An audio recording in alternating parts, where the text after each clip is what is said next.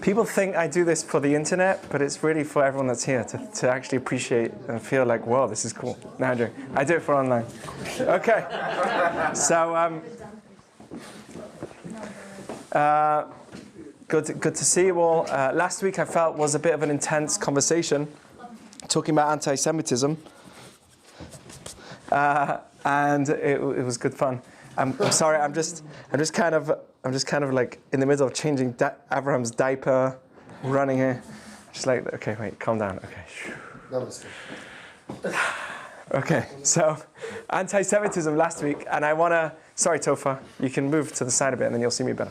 So, I wanna talk about Pharaoh.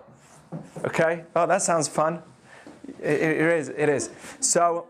I'm going to talk about some of the habits, at least 10, maybe hopefully 10 habits that lead towards failure, okay? And failure is from Pharaoh because that dude, who was a interesting man of all kinds, Pharaoh, he was obviously a bad dude. And I want to talk about some of the things he did. But before I want to do that, I want to share with you a Maimonides. Maimonides sent a letter to his son before he passed away. He sent a bunch of letters to his son. And one of the letters he wrote was called the Igeret HaMeyuchas. The letter which is Meyuchas, which goes back to my ancestry. And he says like this. He says, you must know that Pharaoh, the king of Egypt, is not just the Pharaoh. Do you know who he is? He is the evil inclination. How do we know? Well, he says if you look at the name Pharaoh, it comes from the word oref, which means the neck. He says Egypt is not just Egypt, but it represents the body. How do I know?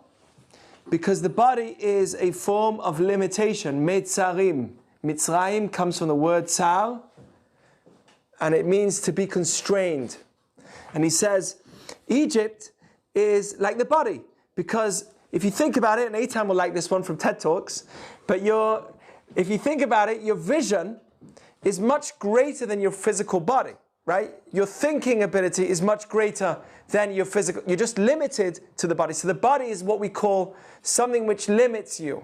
Okay, theoretically, my will, right? My soul wants way greater than what my hands are able to do. My hands can only reach here. Even though I want to go like this and give Eitan a huge hug right now. You'll need to download one. You could try searching that. It's Google Voice. I'm telling you, this is so strange. No, there's another one over there. Oh, jeez. I know, I need to get rid of it. So I love technology, by the way, in case you didn't know. So, to a point that my kids have been running around for the past few days saying, okay, Google, okay, Google. No, that's not true. So, so anyway, so Mitzrayim comes from limitations, which means the body. Pharaoh is the neck, and he says it represents the evil inclination, because the neck, does its moves. No, I'm joking. Because it's connected from the head, which is what Moshe represents. Moses was the intellect. And he says the intellect, the neck, which is Pharaoh, and it controls, it's like kind of on top of the body, but it's really not its own thing, okay? And it's what connects the brain to the body. It chooses to disconnect itself from the body, so to speak. So he says that's exactly who Pharaoh was. He was the evil inclination. The body was Egypt. Egypt, what did they do to the Jewish people? They constrained us. Pharaoh, what did he do? He was the one that represented the evil inclination, and Moses was the guy who's like, let my people go, let me go, take me away from my phone, right? That kind of thing. And then, does it make sense? Okay, when your head says, I don't want to do this anymore, I don't want to know the reason why, right? So when your head says, I don't want to do this anymore, and your body says, of course I want to do this more, right? So, and then the neck is in between, okay? So that's really the story of our life. And he says, and he goes at great length to prove this. So I want to show you how, Pharaoh is the epitome of a person who's failing and keeps failing. So I want to talk by some of the ways that Pharaoh failed in order to prove to us how we shouldn't be, Okay, this is obvious. Don't be a Pharaoh. Okay, so let's go through them, and then it will give you some insight into life. Now, when I talk about failure and success, what do you think I'm talking about? I go online, I'm like, okay, 10 ways, 10 habits that lead to failure, which is what I did. And guess what I find? 10 habits that could lead to failure, but successful people do them. For instance, a thief could be a really good, persistent, one of them is to giving up, right? They said one of the main habits they say is not being consistent with what you're trying to do. Keep trying. Okay, that was one of the habits. Well, guess what? A thief never ends up trying, doesn't stop trying. He keeps trying as well. So when I'm talking about a habit that leads to failure, I'm talking about habits that lead to spiritual failure. How do I know? Well, here's a very famous book that came out by this lady called Bronnie Ware. Have you heard of her? She wrote The Top Regrets of the Dying. She worked for many, many years. She's an Australian author. And she's a songwriter, motivational speaker. Best known for her writings about the top deathbed regrets she heard during her time as a palliative carer. So she literally worked in a place where this is the last stop. If you're in there, Dan, you just moved the video. Sorry. I forgive you. Right, so... Priorities, you know? Yeah, it's true. Pharaoh. So, no, talking about the cakes, not Dan. It's not Saturday. That's good? It's good? It's perfect. I'll tell you, I'll make sure afterwards you'll pay for it.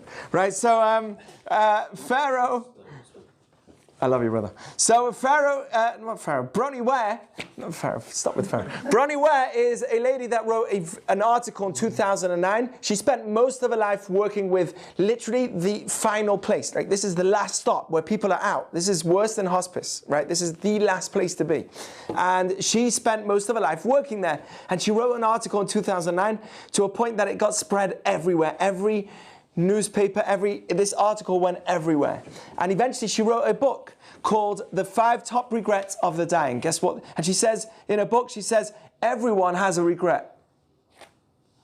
Okay, but she says, here are the 5 top regrets. You want to know what they are? Because if you know what they are, maybe you won't have them. Okay, number 1, I wish I'd have the courage to live a life that's true to myself, not the life that others expected of me. Interesting. Very interesting. Why?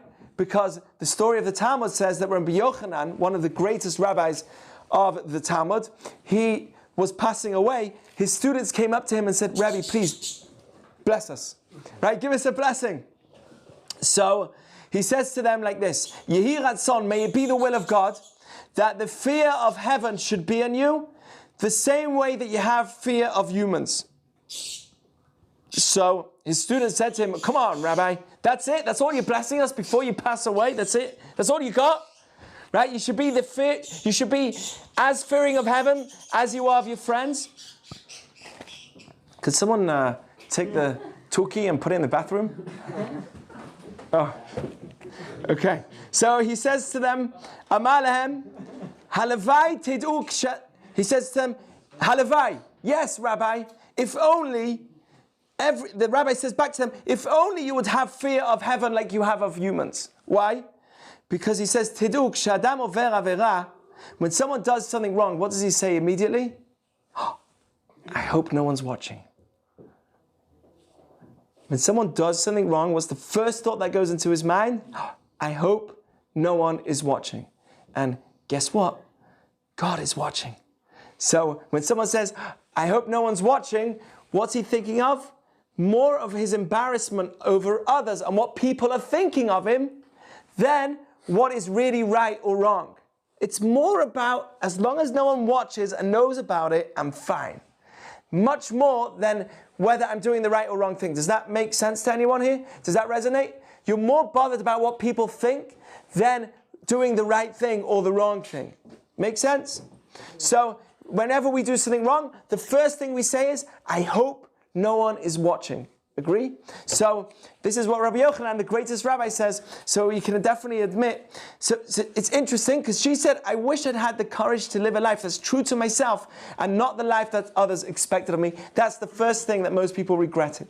Okay, Number 2, I wish I hadn't worked so much. Okay? That's definitely true.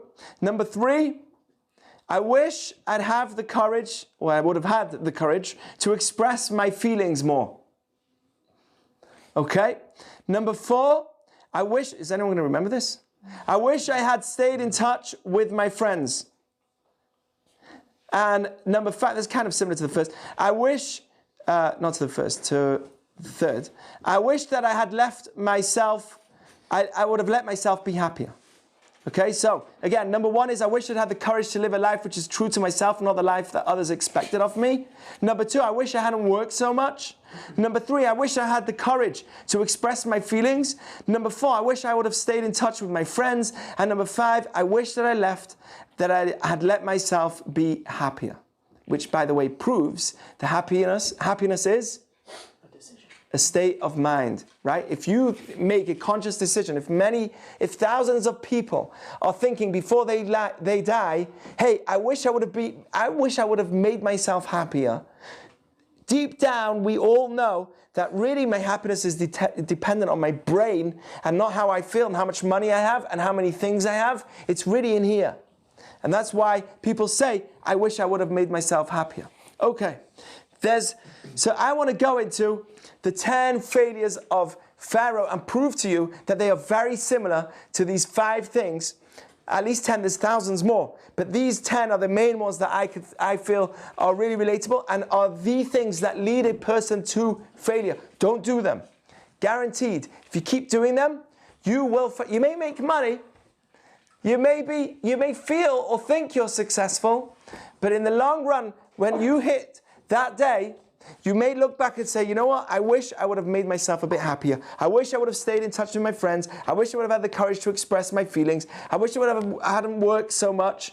And I wish I would have had the courage to live a life that's true to myself and not a life for others. Hey, heard of Facebook? Okay. Next, go to the 10 life failures of Pharaoh. Okay, number one. You ready? Number 1, don't manipulate falsehood. Okay? Listen, Pharaoh got the Jews and he said to them, I'm going to make them work for me. Do you know how?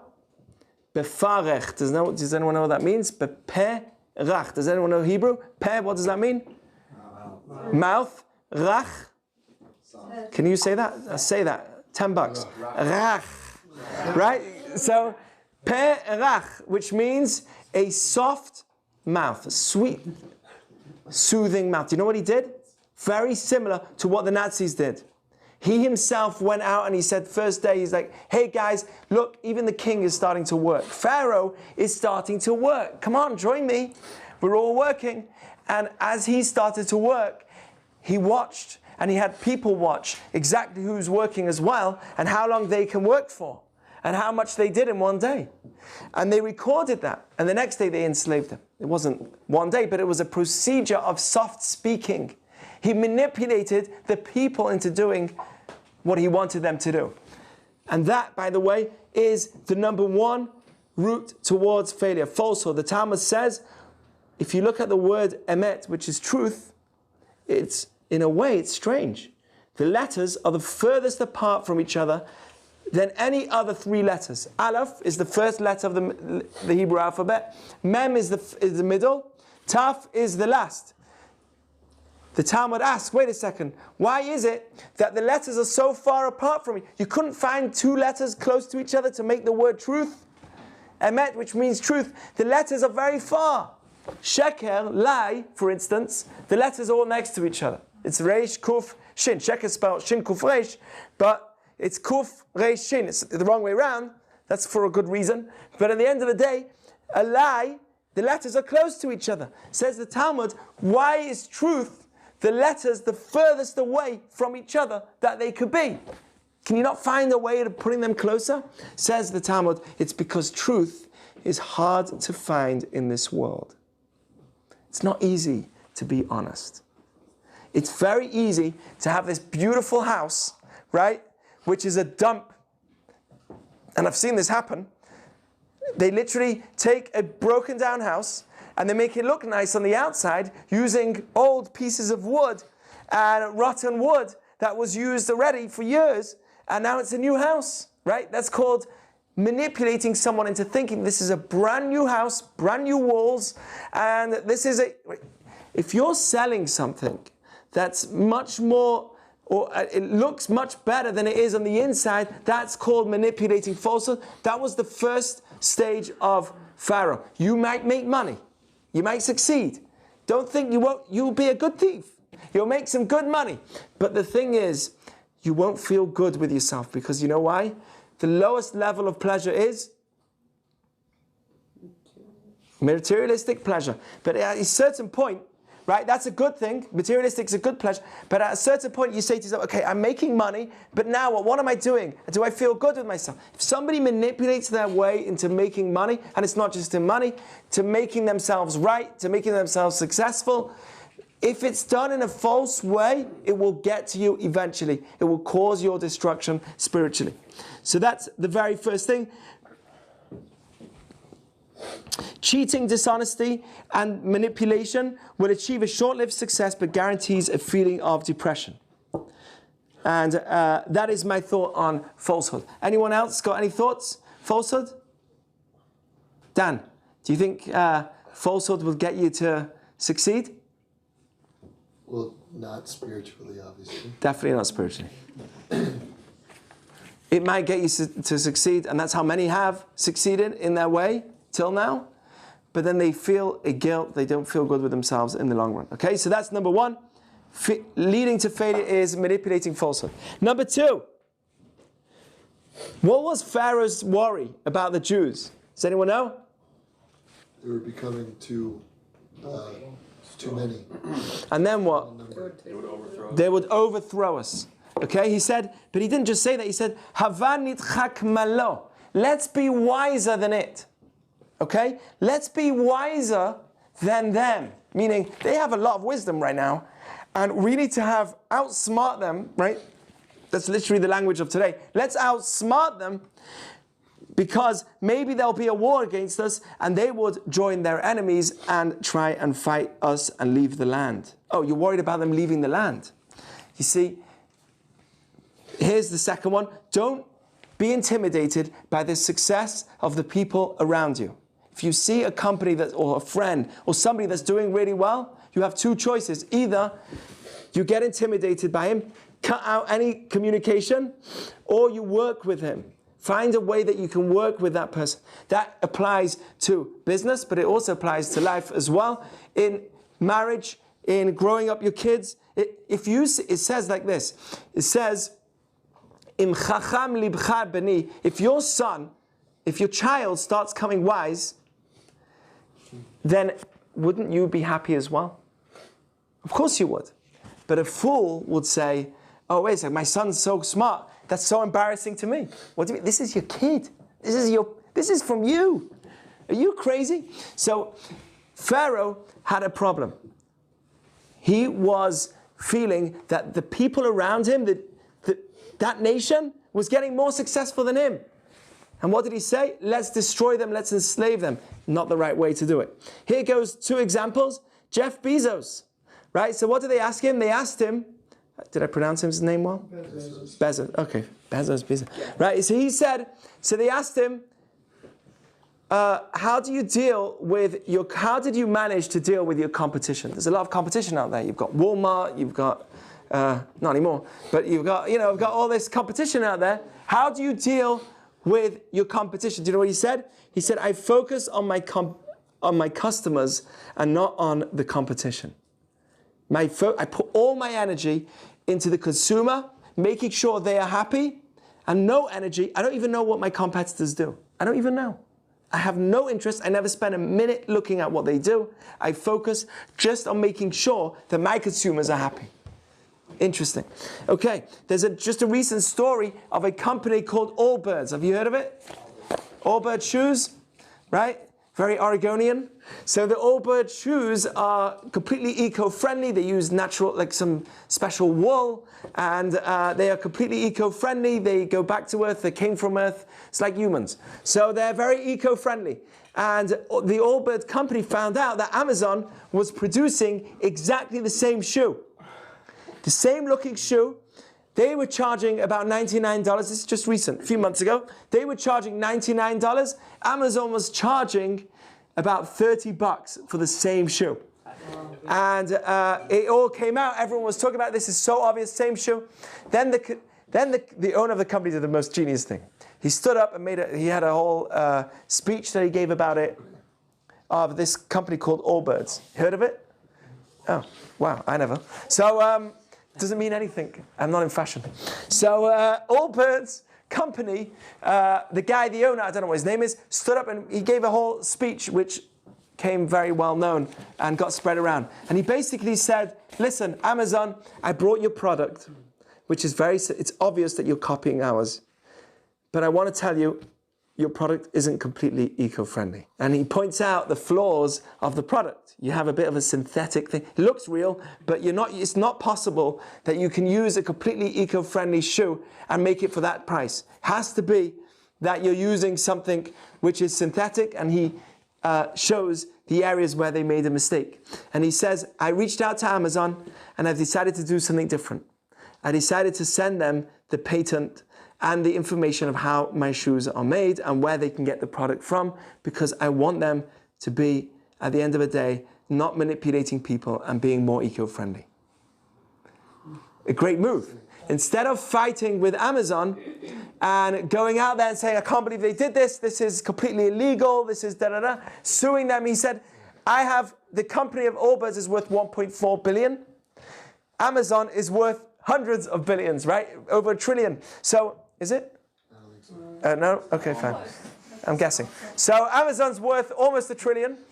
I know that Apple's reached over $1 trillion, but Amazon is almost $1 trillion. So he's like, hey, look, there's no point suing you.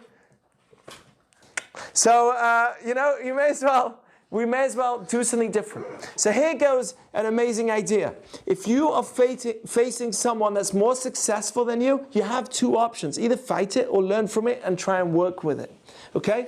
And this is the idea that Pharaoh went wrong with. He was intimidated by the people around him, by the Jews. Don't be intimidated by the success of those that are around you. Work with the people. Hang out with the people that are successful. Look, if you hang out with all successful people, then you will become successful too. True? And I'm not just talking about success in money. I'm talking about success in being a spiritual person. Don't be intimidated by those that know more Judaism than you, that those are a bit more religious than you. Don't get religiosis on me, which is called a disease, thinking that you're getting too religious. And don't be intimidated by those that are more successful. It says, a wise person learns from everyone. Okay, number 3.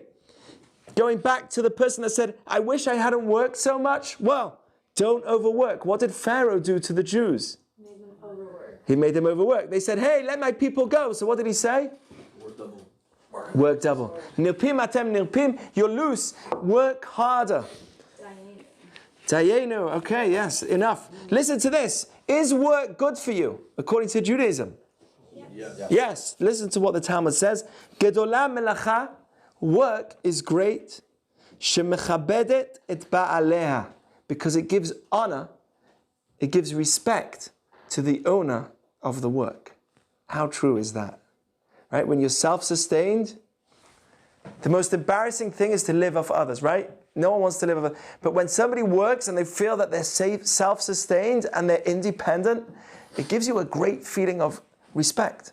And I'm not talking about having a great amount of money, but that ability to be self-sustained. I remember when we first got married, we moved in Israel. We didn't have much money, but we moved into a tiny apartment. And it was that moment where I was like, wow, free. It's just like, that's it, we're on our own. Even though we had this small space, but it's because I was just left. I left everything. I wasn't with my family anymore. I wasn't in buildings anymore. I was just in my own house. It was a different feeling. That feeling of independence is a great feeling. And that's why Gedolah melacha shemechabed is a Talmud in Nedarim. It's a great thing because it gives you respect, it gives you honor. But don't overwork. What happens when you overwork? You get tired. You get tired, that's for sure. Something deeper though, spiritually, what happens to you? Burn out, spiritually depleted. Well, you burn out physically, no? I guess you spiritually don't feel good. Okay, depleted, what do you mean? I mean, I know that you feel lacking in your spiritual growth. So what's work doing to that? Distracting you. Distraction. Work is the greatest distraction of your purpose on the earth, right? It says, don't let work be your distraction, and don't let work be your form of escapism. What happens when you're not getting along with somebody? Go straight to your phone. Well, you go to your phone, or keep yourself busy. Go work more, right? If I'm not getting along in my relationship, fine, I'll see you later. I've got work to do anyway, right? You'll get busy with something else. Don't let work be your distraction. Don't let it be your form of escapism. It's true that it's good for you, but is it your distraction and is it your form of escapism? Don't think that work is your purpose. That's another problem. The Chovot HaLevavot, one great writer, says that it's like somebody who builds a well and eventually sees that it's getting dirty, so he starts rebuilding it again, and he's rebuilding it and rebuilding. And you're like, eventually, after months of working, somebody comes up to him and says, dude, there's a well just down the road. What are you building this well? Why are you working so? There's one just down the road. Is it easier? No, but I've been working on this till now. I got to continue. So don't let it be your form of ego which says, oh, I need to continue, I need to continue, I need to do this, I want to be successful. If it's not for you, sometimes you've got to let it go. So here goes an example that the Chafetz Chaim says. A great scholar says, listen, if you've got a tank full of water, and you say to yourself, you know what, I'm not getting enough water out of the tap. The tap's not producing enough water. Do you know what I'll do? I'll make another hole in the barrel and open another hole. So I'll get more water coming out. It's not going to help. If you've got a certain allocated amount of water in your barrel, or wine, or whatever it is, or beer in your keg, right? You're not going to be able to get out more by making another hole. Make sense? One hole is going to just take out the same amount. It's going to be, less amount of this. Making more holes in your barrel is working more than you need to. You got Shabbat? Just take it off. If you make more holes in your barrel, you're overworking. The same amount of juice is going to come out anyway. Stop overworking. So that is a great example. And I find that in the young generation of today, do you know what working does?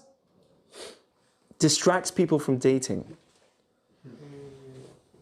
Okay, so for those that are dating and seriously thinking of dating seriously, then work is a distraction for dating as well.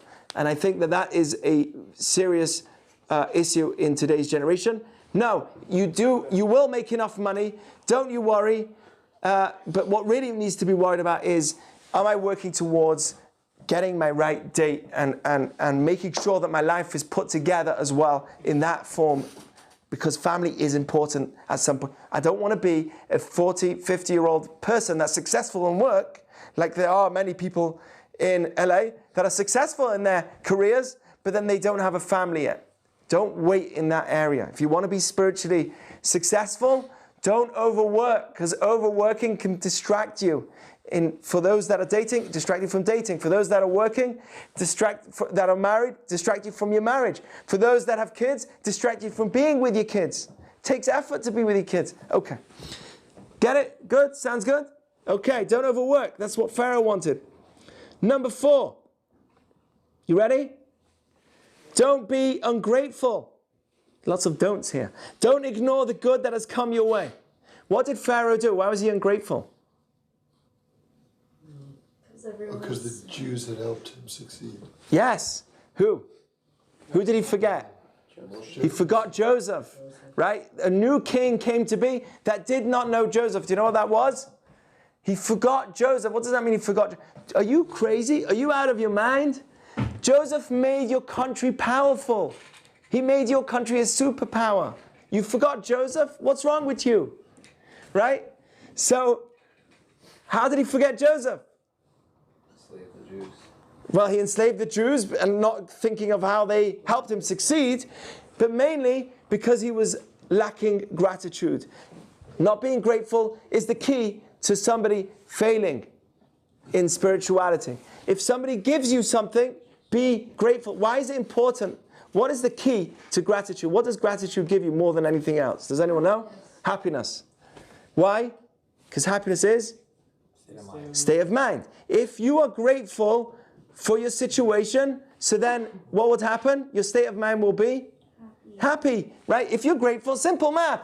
Gratitude and more gratitude and more gratitude will equal happiness.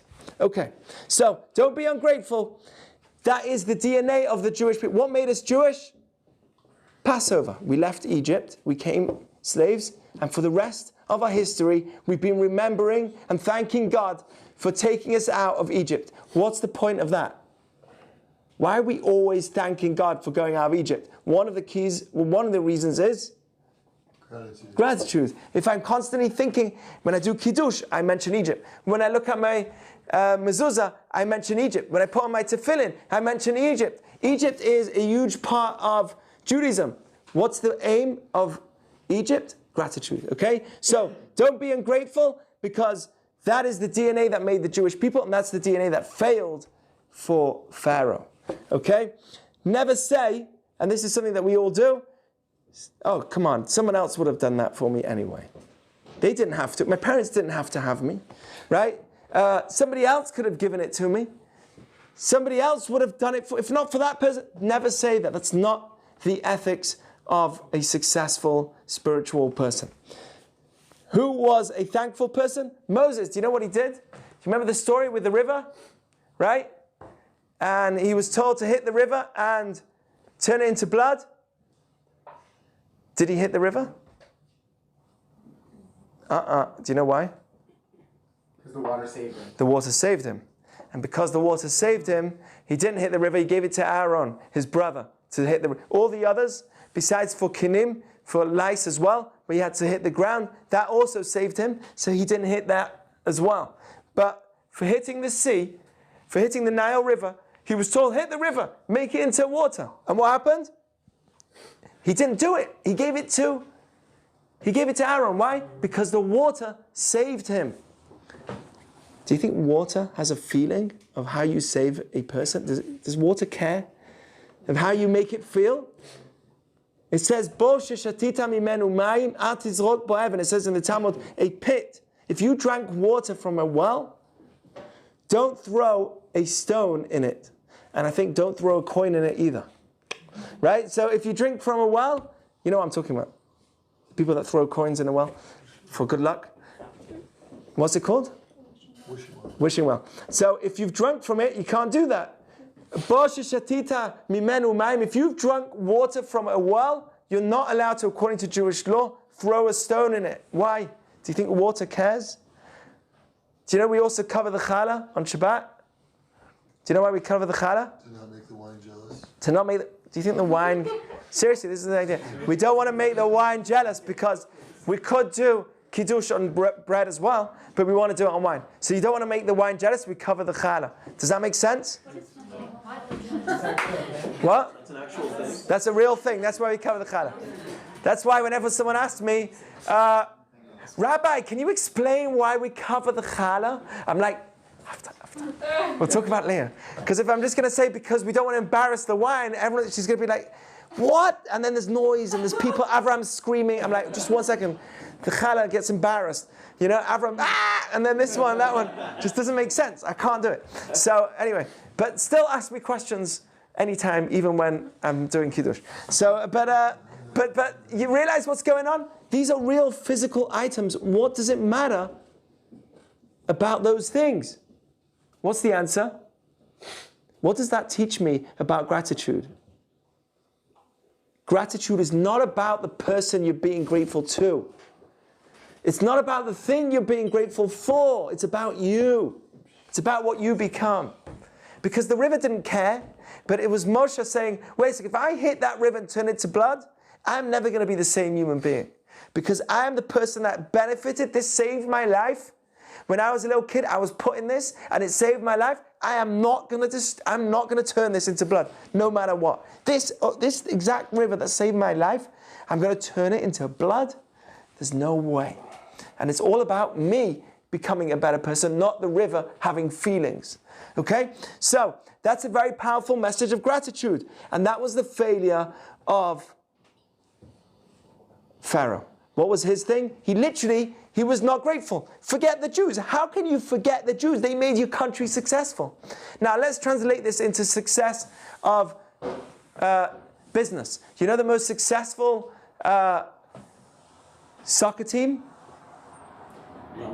Manchester United, because I'm from Manchester. So Man United was always very, very successful because they had a manager called Sir Alex Ferguson who got titled the name Sir.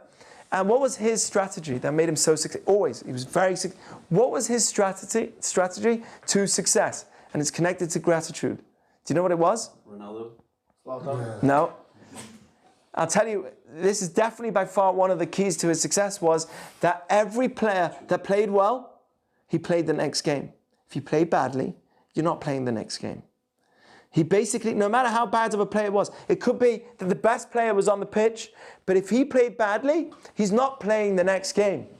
If you play well, you are playing the next game. You know if you played badly, you had a bad game, you're not playing the next game. So, I don't know about soccer enough to tell you, I mean, I like to play it, but I definitely don't like to watch it. I mean, I do, but not like spend hours on it.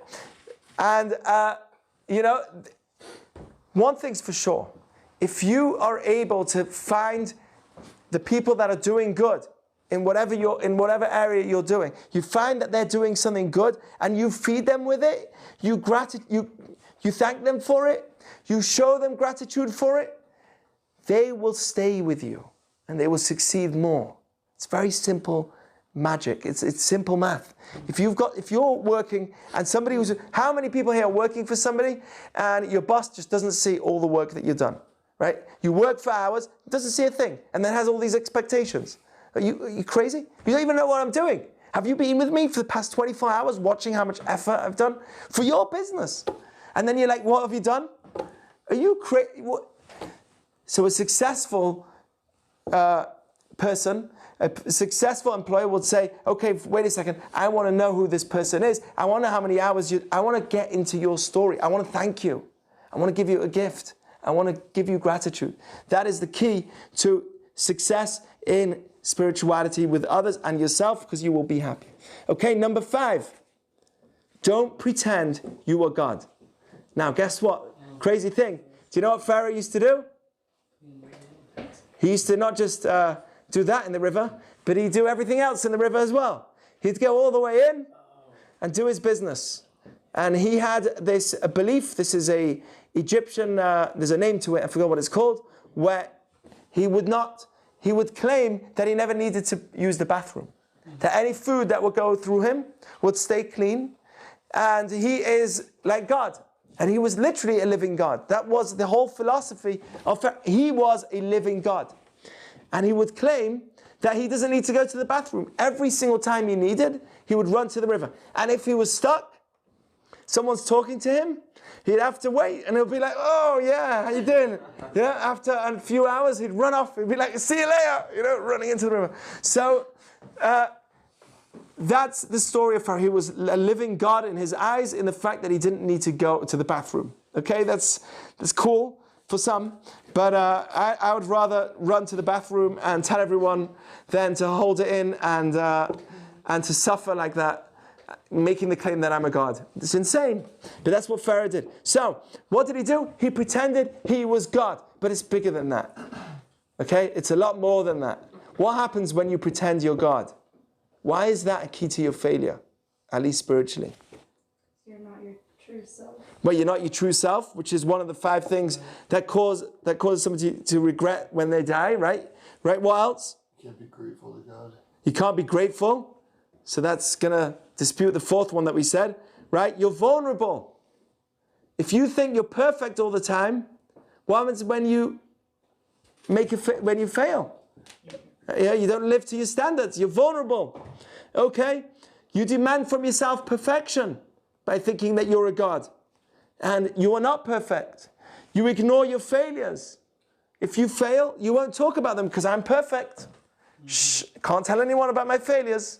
Hey, dude, you've got serious issues. Just like, no, I can't talk about them.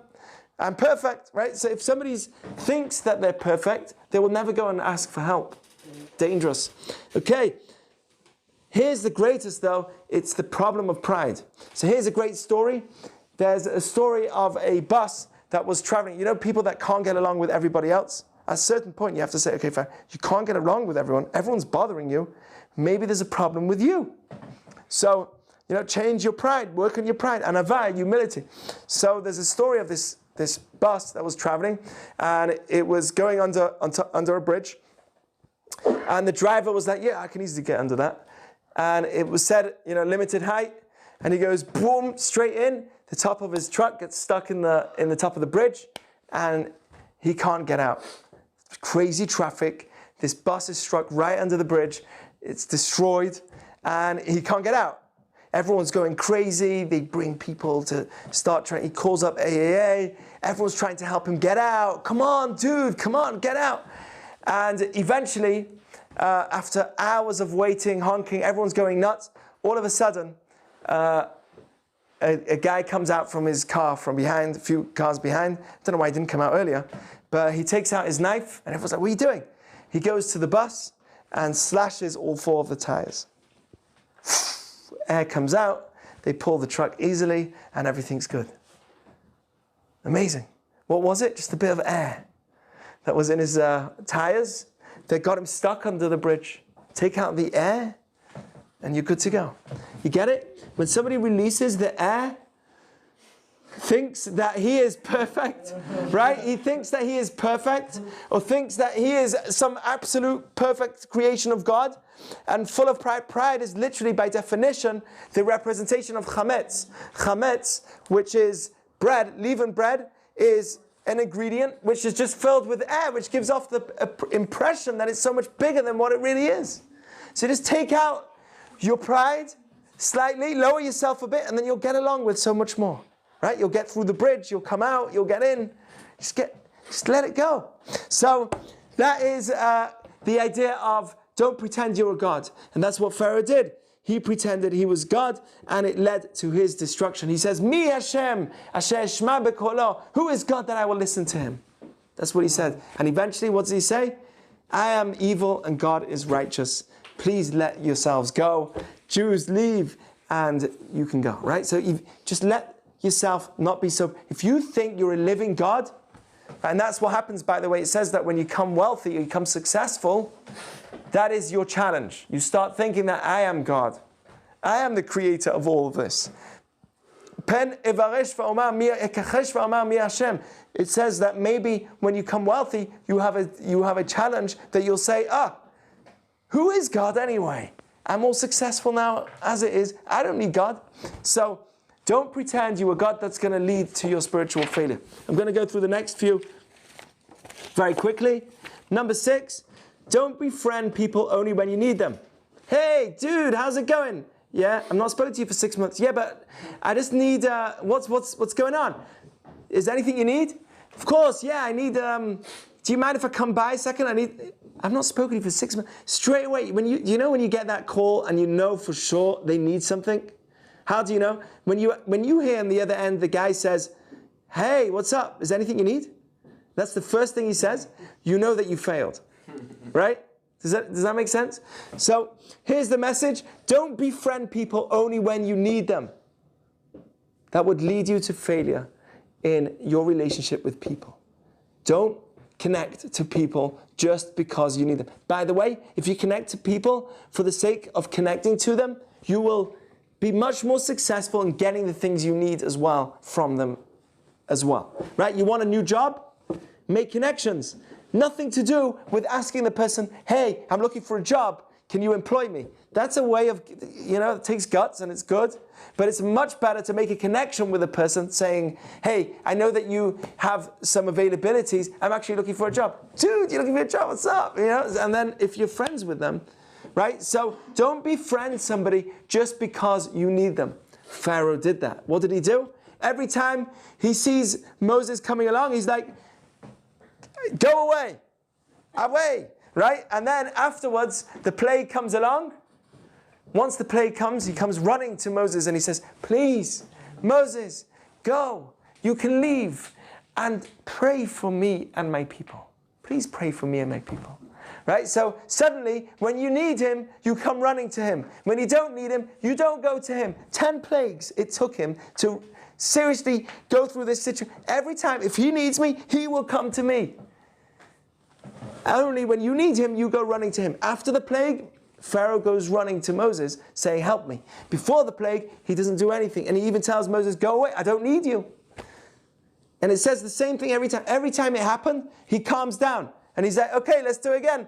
Fine, everything went back to normal again. The river went back to normal. So forget it, I don't need him anymore. Then the plague comes, and he says, I don't need you. And then eventually he comes running to Moses, please, save me. Don't be that personality that connects to people just to get something from them. It's a key to failing in your spiritual growth. Okay, number 7. Don't wait to change. The time to change is now. Okay? What happens when you're young? You have more energy, you have more ideals, and you have more ability to change. If you say, I'll wait to change, right? Don't say that when I have time, I will study. Or when I have time, I will learn. Because what would happen? You won't have that time. If you didn't manage now, you won't manage later. Don't say, oh, when I retire, I'll have a vacation. What, really, with your stick, walking around with barely an ability to walk, you'll have a vacation? And I'm not just talking about vacations, but just think about the idea of the ideology that says, I will work my whole life, and when I retire, I will go on a vacation. Really? That's crazy. You've got to take off your time now, because now you're young and fresh. Well, it's not just about taking off your time for vacations, it's also for spirituality and spiritual growth. Okay?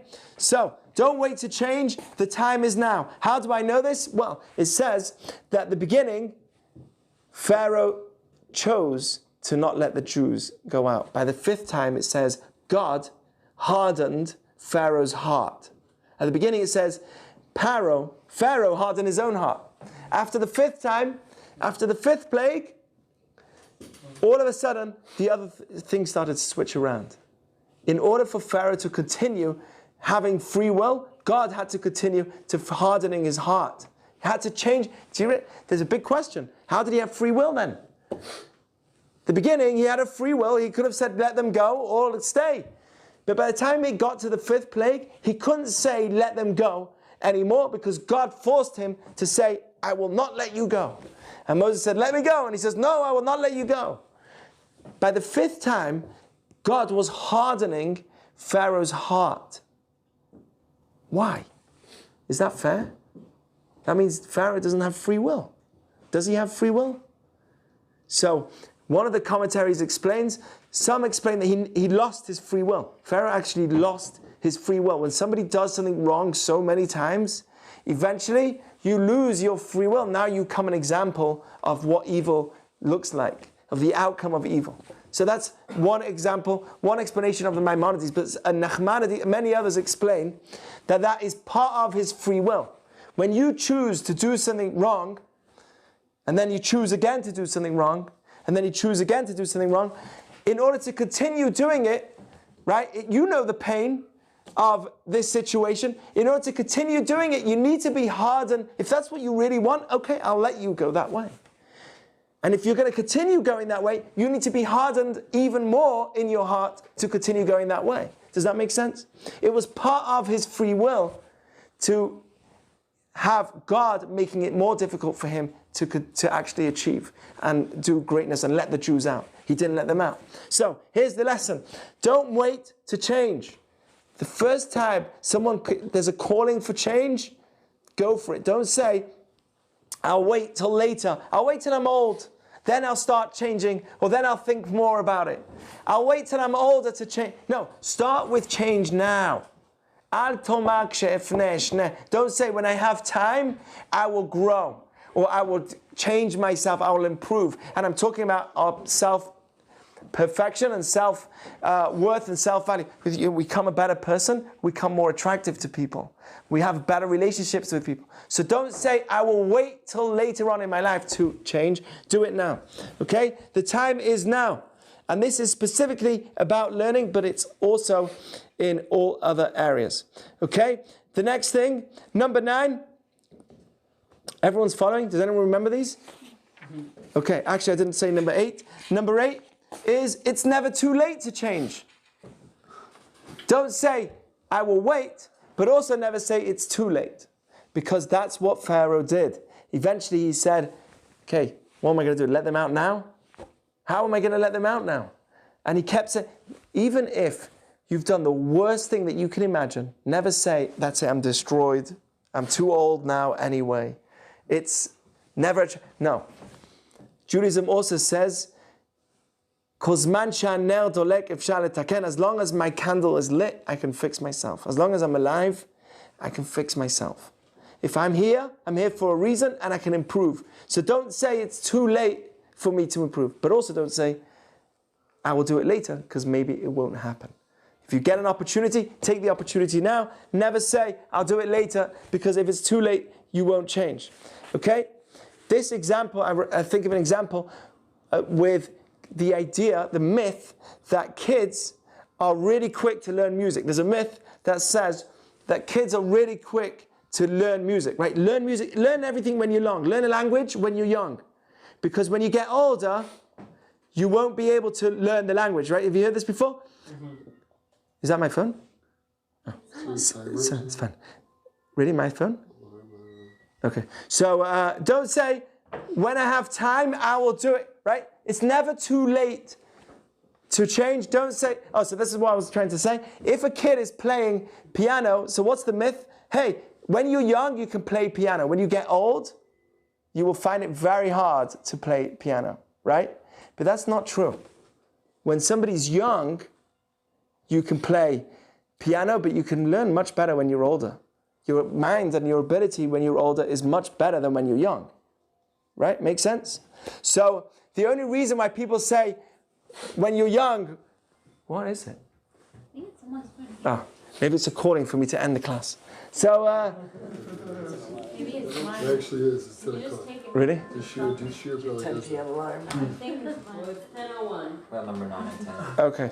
So, number 8 is never too late to change. Number 9 is don't ignore the pain of others. That's what Pharaoh did. You know what he did? He said, please, Moses, pray for me.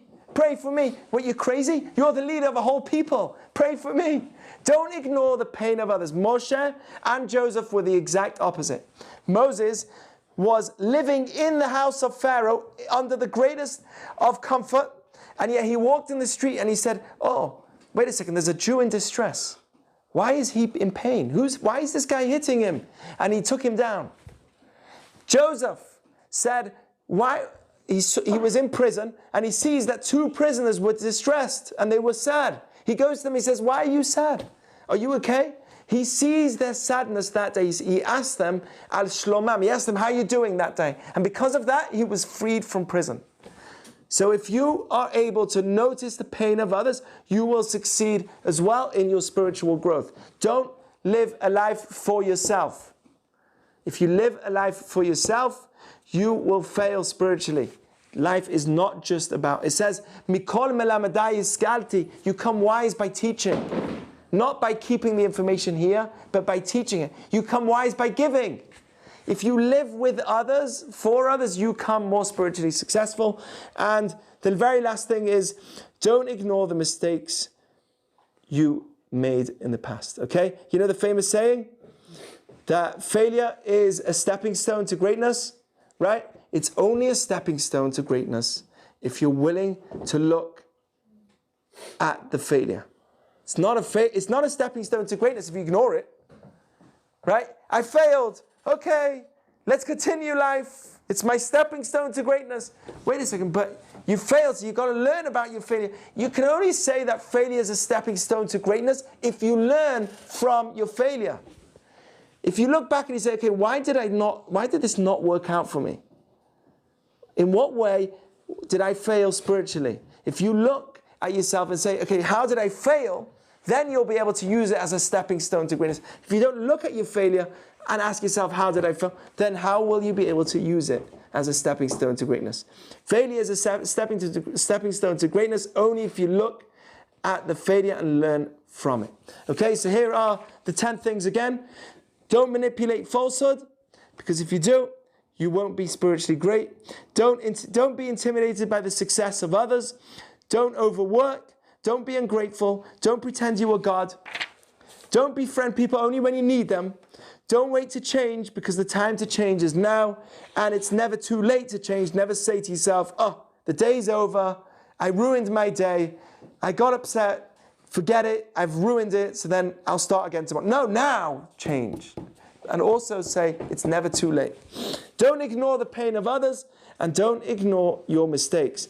It's true that failure is the stepping stone to success, but it's only a stepping stone to success if you remember how you failed and you learn from your failure. If you don't learn from your failure, it's not a stepping stone to your success. Any questions, thoughts, answers, regrets, failures, successes, thoughts? You done? I'm done? I'm done. Anything to say? Fine. Okay, thank you.